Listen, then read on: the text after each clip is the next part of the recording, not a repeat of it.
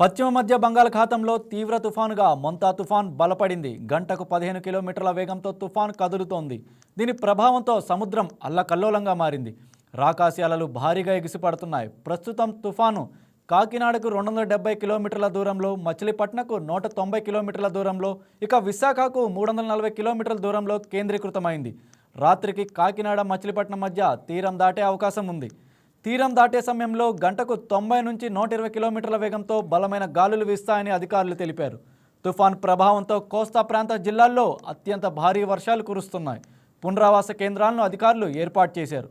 తుఫాను ప్రభావంపై అధికారులను సీఎం చంద్రబాబు అప్రమత్తం చేశారు. 2 రోజుల పాటు విద్యా సంస్థలకు సెలవులు ప్రకటించారు.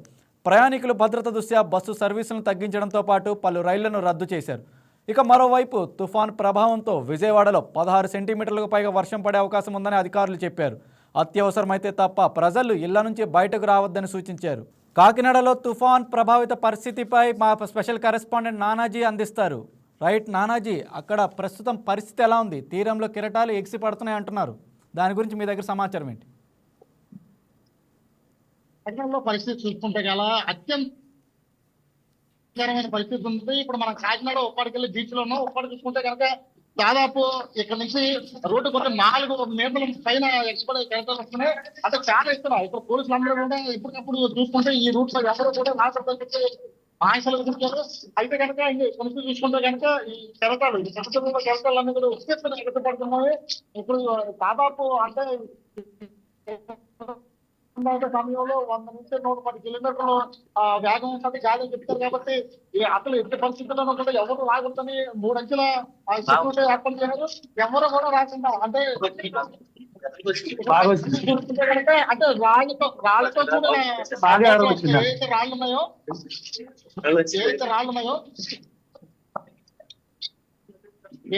ఉన్నాయో రాళ్ళలో చిన్న రోడ్డు మీద పడుతున్నాయి. అయితే పోలీసులు చెప్తే ఇక్కడ చాలా భయంకరమైన జరగలు వస్తాయి. కాకపోతే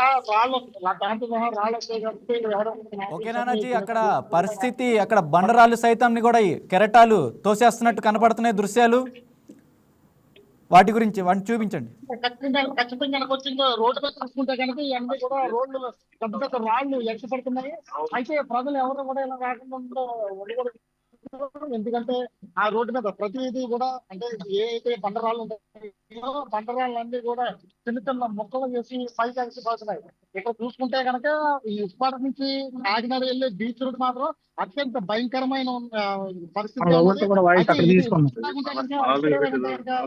ఇంకొక సాయంత్రం కొద్ది కూడా చాలా అత్యంత దారుణంగా ఉంటుంది. కాబట్టి మీరు ఎవరు కూడా ఇక్కడ రావద్దని చెప్పి పోలీసులు వేస్తున్నారు. పోలీసులు కూడా పహారాగా ఆడుతున్నారు.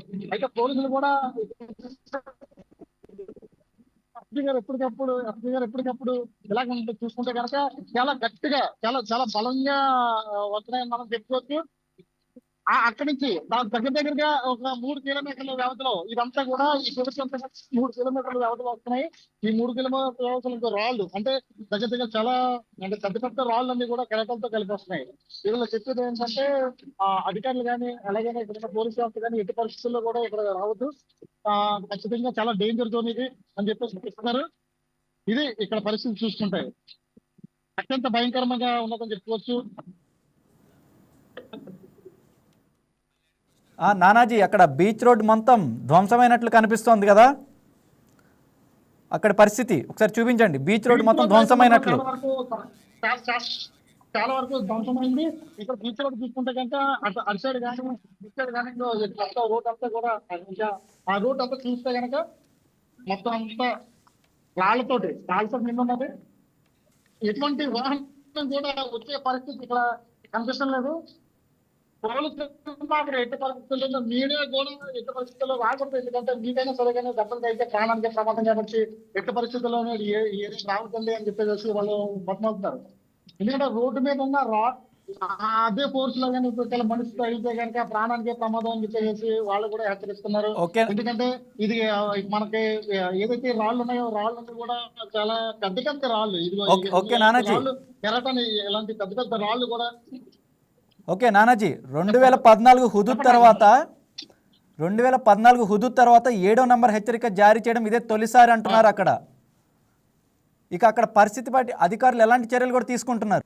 అధికారులు అయితే మాత్రం ఇది కాస్త ఈ ముందుగానే ఎప్పుడైతే ముందుగా గమనించారో అప్పటి నుంచి కూడా అలర్ట్ చేసి జిల్లా వ్యాప్తంగా కలెక్టర్ గారు కానీ అదే రకంగా నేను నారాయణ గారు చూసింది ఏంటంటే ప్రభుత్వ యొక్క పరిస్థితుల్లో ప్రాణ నష్టం జరగకూడదని అదే రకంగా ఇక్కడ కెరటాలు చూసుకుంటే కనుక చాలా ఇవ్వబెట్టినారు. అంటే దాదాపు రోడ్డు మీదకి కూడా కెరటాలు వచ్చి అత్యంత భయంకరంగా ఇప్పుడు ఎలాగంటే కనుక సాయంత్రం చూసుకుంటే కనుక ఒక తుఫాను ఎంత భయంకరమైన ఎఫెక్ట్ చూపించిందో ఈ యొక్క మోస తుఫాను కూడా అంతే భయంకరమైన ఎఫెక్ట్ చూపుతుందని చెప్పేసి ఇక్కడ స్థానికులందరూ కూడా అనుకుంటున్నారు.